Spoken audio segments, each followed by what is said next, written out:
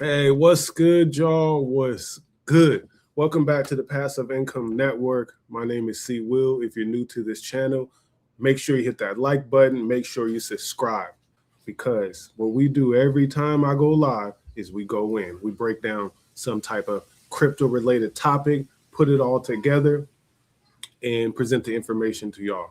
So today's live stream, I think, is a very important one. Okay. Why? It's because there's been a lot of questions about whether crypto will do what it done before in the past. I guess in the 2017s, the 2020, right? Some of the people who's been in crypto for a while. For myself, I've been in crypto heavy since 2021. So a lot of y'all who watch me, especially in the Algorand ecosystem, the base ecosystem, y'all know who I am. For the rest of you, again, what's good? The title, or the topic rather, that we'll discuss today is crypto dead. And I say Algorand has proven otherwise. And this is after me being in crypto for 5 years. So what we're going to break down on this live stream is a post from Anthony Pompliano. I thought this one was interesting, and it definitely sparked a big conversation online. And we'll be diving into Algorand, Stellar Lumens, XRP, and ONDO. And if you notice, ALGO, XLM, XRP, and ALGO, these blockchains, right, or these platforms, they're not known for meme coins. So that's something that y'all got to keep close to your minds. Meme coins, I definitely think, are pretty much dead, whatever you want to call them. Meme coins, community coins, personality coins, whatever. But the blockchain infrastructure is doing better than ever.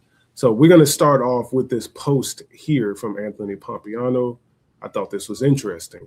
He says, most of the crypto industry is dead and never coming back. Eventually, people will realize it. Eventually, people will realize it. So most of the crypto industry is dead. As you join the stream, let me know what you think about this statement. But here we go. Most of the crypto industry is dead and never coming back. So as I mentioned before, you have meme coins, you have celebrity coins, you have NFTs, and the 1,000 other blockchains and DeFi tokens across the industry. I think a lot of those are dead. But the infrastructure, I believe, will survive for a select few chains. Now let's talk about it. He goes further and he says, let me scroll up for y'all. Well, someone says, first it's a response. Every cycle kills the noise and keeps the signal. We're just the loud part of the cleanup. We're just in the loud part of the cleanup. Then Anthony says, doubt it. More likely only Bitcoin, stable coins, equity infrastructure, and tokenization survives. And to me, definitely makes sense. For years, I've been talking about pushing stable coins as payments, as money transfers, something that can go from country to country, cross borders in seconds, that doesn't require a bank account, that doesn't require a whole bunch of other institutions putting their hands between you and the money. So he says, doubt it. More likely only Bitcoin, stable coins, equity, infrastructure, and tokenization survive. So the 4 coins or blockchains that I talked about, again, Algorand, Stellar Lumens, XRP, and ONDO, they fit in these categories. Stable coins, each one of these blockchains have prominent stable coins on there, namely USDC from Circle. And then you have XRP has the RLUSD, but we know that Circle is the one that has the regulatory clarity baked in. Tether is used around the globe, but not as much in the United States. And then equity infrastructure, ONDO, which we'll cover more in a moment, definitely fits the category with its tokenizing ETFs backed by Wisdom Tree, BlackRock, partners with MasterCard, a whole bunch of these big Fortune 500 institutions. And then tokenization survives. Gold's being tokenized, stocks, stable US dollars. We have bonds, whole list of things are being tokenized, carbon credits, real estate. All of this is happening on these blockchains that I mentioned here. And then obviously Bitcoin being the OG and the big dog. Bitcoin is definitely one I believe is going to survive. You can see MicroStrategy, all the institutions,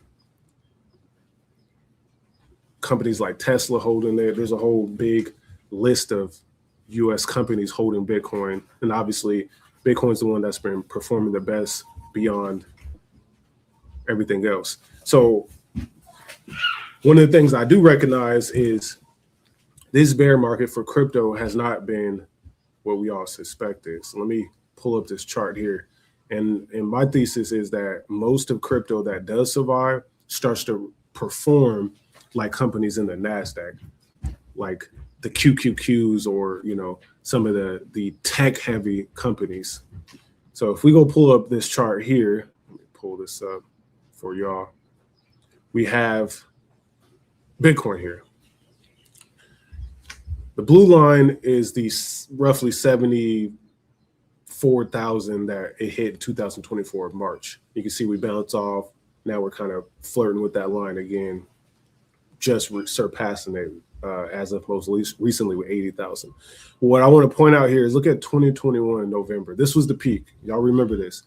And then November of 2021, this was the peak. And then we go into this really long bear market. Okay. 21 all the way to here. And then most people got into crypto around these tops here, including myself. Got in about here, short-lived bear market for most of this time. And then after that bear market in 24 of March, which is peak was 2021 November, and you get the peak in March, you get some nice action here. But let's pull up NASDAQ on the QQQ. Now tell me what you see. You got November of 2021, same peak, then you get the bear market. Let me go back for y'all if you didn't catch that. Peak, bear market, then you get a peak of 24, slight dip, and then it rises in January of 25. Now go back to NASDAQ, you get the same thing. The peak in 21, and then here's really 24 is about here. NASDAQ goes much higher, but look at what NASDAQ is doing. It goes higher, higher, then you get the Trump tariffs and whatnot, then it goes higher, then you get the Trump-Iran war, and then it goes higher. No real bear market since here. These are short V-shaped recoveries, 1 and 2. If you go look at Bitcoin, you get those same highs, get the pullback, rise, V-shape, and then boom. Now it's all the way back down here. So seeing NASDAQ at all-time highs, Bitcoin is nowhere near that. So when people are wondering like, hey, my crypto, my altcoin about to go crazy, Bitcoin has not even gone crazy.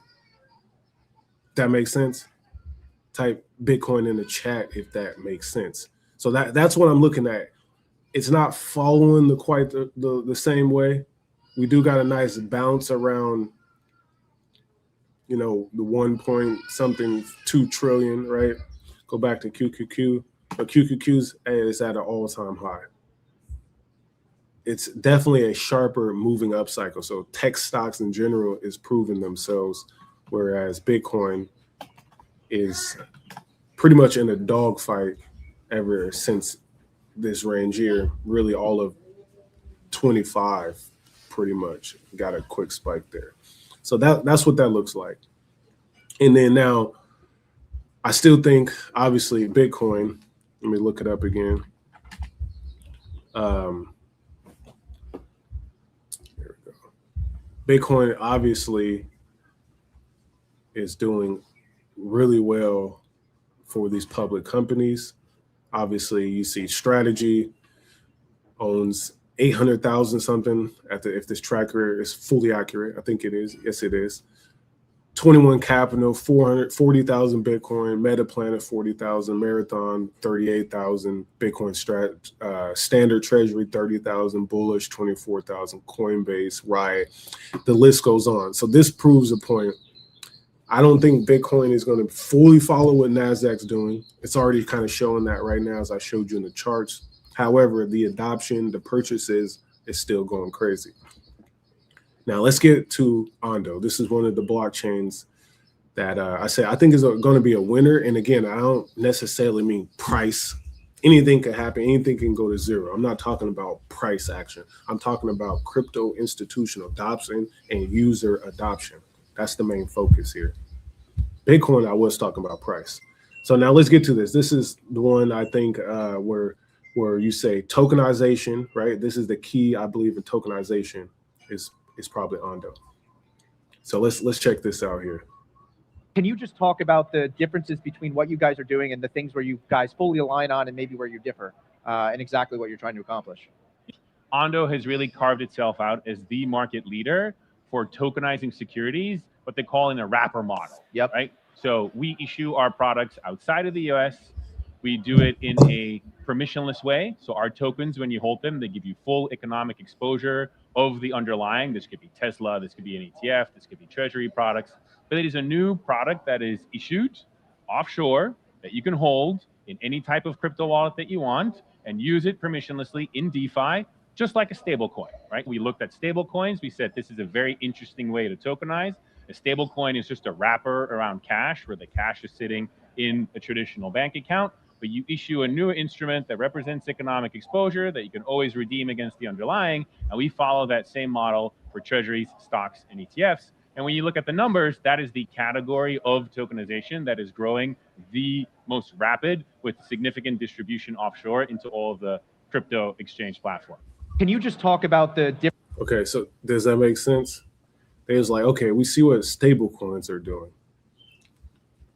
You're wrapping the US dollar or a dollar, some type of dollar fiat currency, and putting it onto a blockchain, and then it's being distributed across the world to different countries, not necessarily for people in the United States, but otherwise. So you're getting equities, bonds, all these different ETFs on the blockchain, able to move 24/7. And I talked to y'all on the last stream that they also are allowing voting on chain. This is getting crazy, right? That is tokenization at a high level. That is tokenization. That's why I think this part of crypto or blockchain is not there. And then check this out. This made ONDO pop price-wise the other day. Today, MasterCard, ONDO Finance, and really MasterCard, ONDO Finance, and JP Morgan and Ripple, it's the XRP, also tied into this, successfully completed a landmark transaction connecting a public blockchain with interbank settlement rails. Together, we're laying the groundwork for 24/7 global markets that never close. So that's crazy. Like your stocks and bonds and all that eventually is gonna be moving forever, right? So essentially, this is interesting. So you got blockchain island, digital assets live here. This is where we started.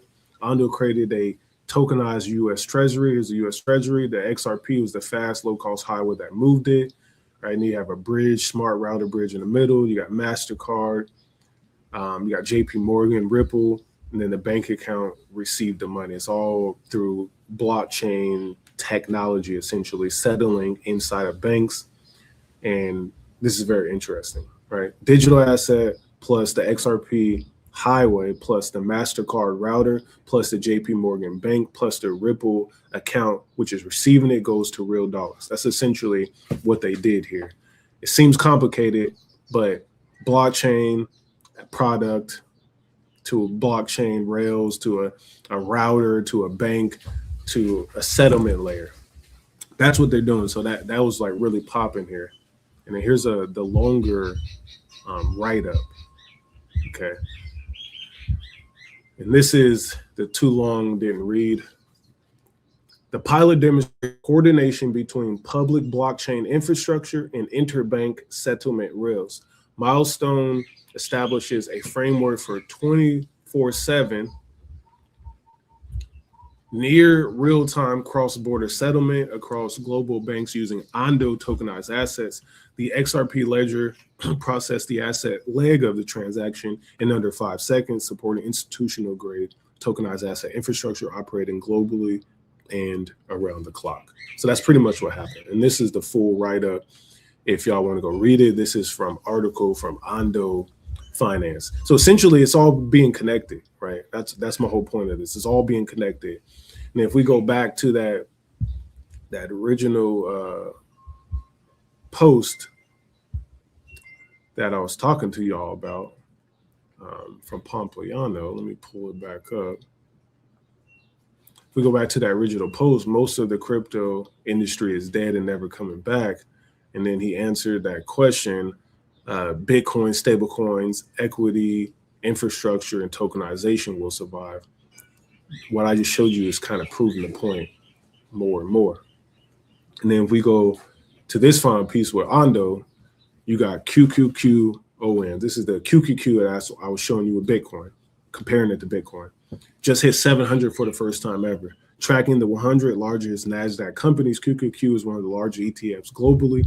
Heavily weighed with tech, AI, and semiconductors, one of the most liquid and widely traded financial products, now tokenized on-chain, right?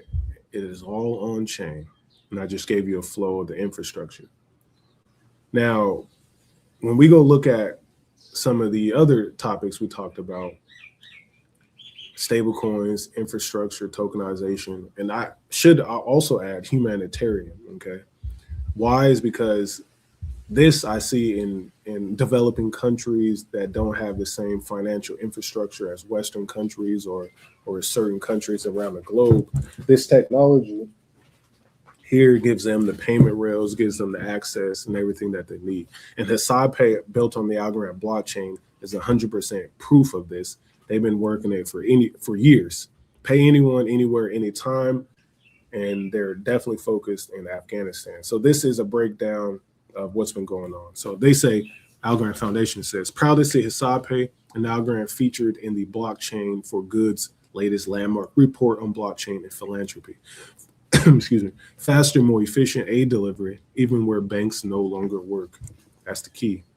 With 30 million in aid distributed to 130,000 plus families in 2025 alone, Hesab Pay, powered by Algorand, shows what blockchain can enable in the real world. So you may not need this in your country, but many countries do. There's billions of people in the world, and blockchain is another key driver of or solver of some of the issues that we're having, along with the investments or the tokenization things that ONDO got going on.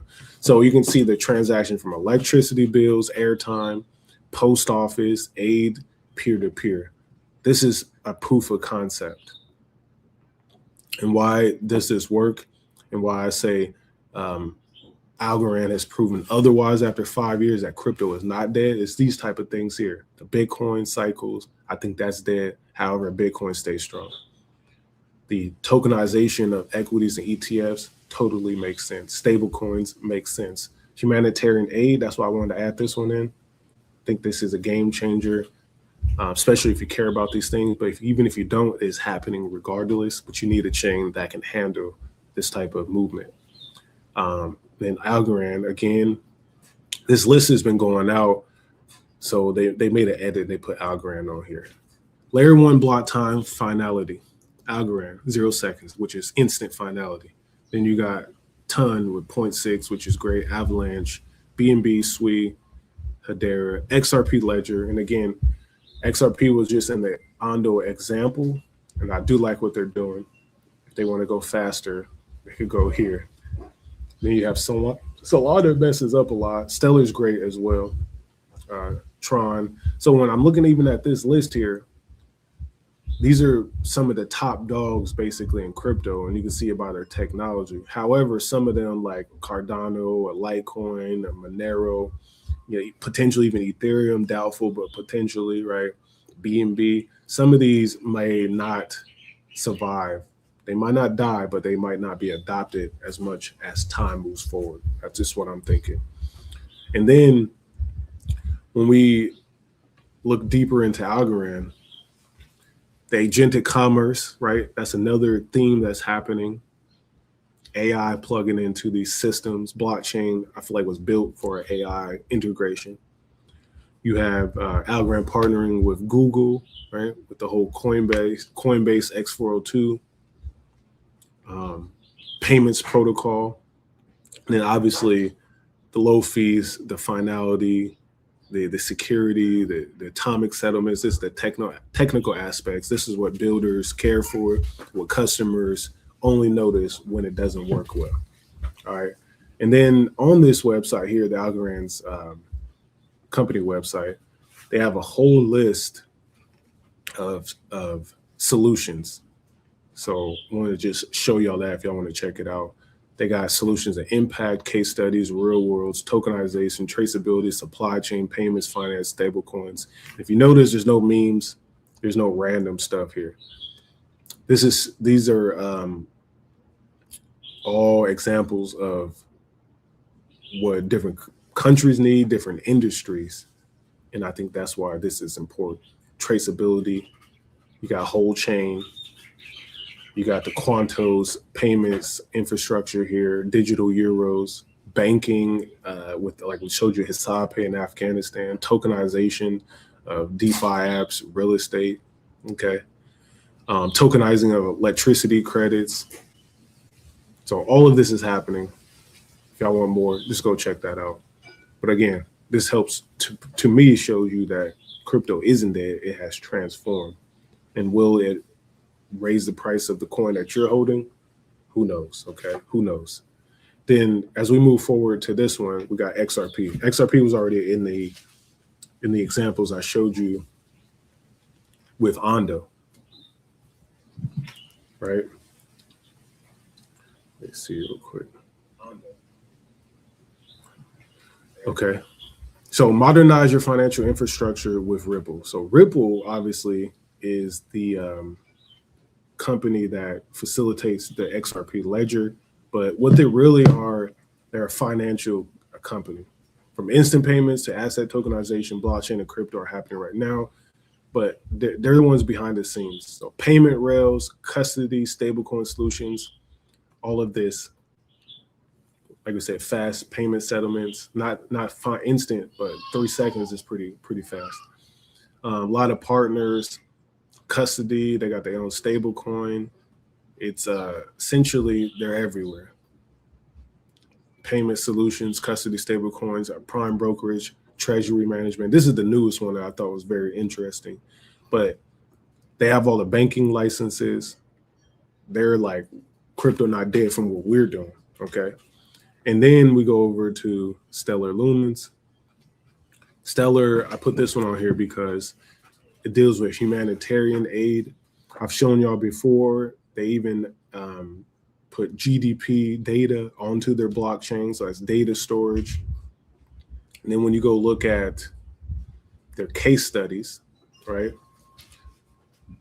they have a whole bunch of those as well. They're definitely in the humanitarian game. A lot of different partners, partnering with MoneyGram, tokenizing gold, different equity funds, mutual funds, a lot of partners.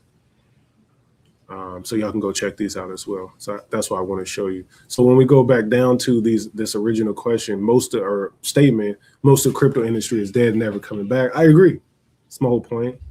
He says Bitcoin, stablecoins, equity, tokenization. I just showed y'all agentic commerce, humanitarian aid. All of that, I believe, is also included. So that's my thesis there is, or my statement on there, or my response is like, yeah, I think most of crypto is dead. I still love yield farming because DeFi, I don't believe is dead. You could add that there. But I think things are going to consolidate.